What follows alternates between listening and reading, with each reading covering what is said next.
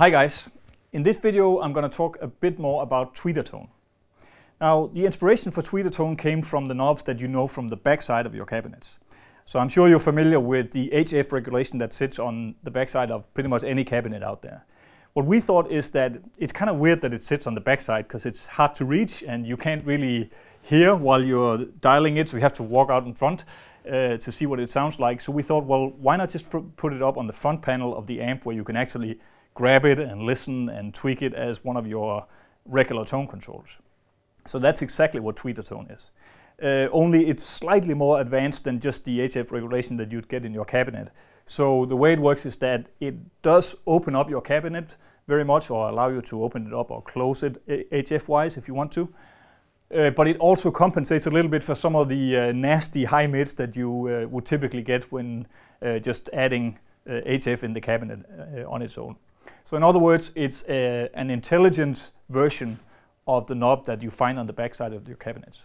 So on any regular cabinet, what I would do is put the standard regulator in 12 o'clock position and use TweeterTone for the rest of it.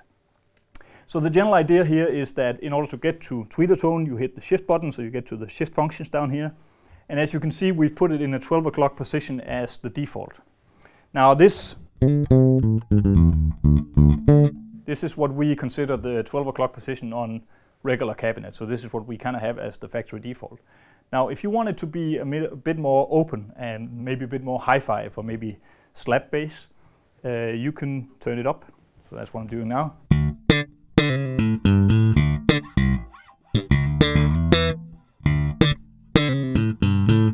Or turn it down.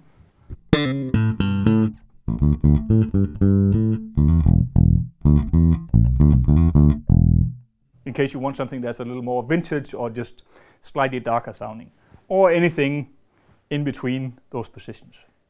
So that's basically the idea of TweeterTone. TweeterTone is of course like any other of the light rings stored in the preset, so it allows you a really cool extra feature in terms of tweaking your sounds and fitting it to your bass playing, whether it's fingerstyle, changing bass, or changing the venue where you're playing. So that's TweeterTone for you.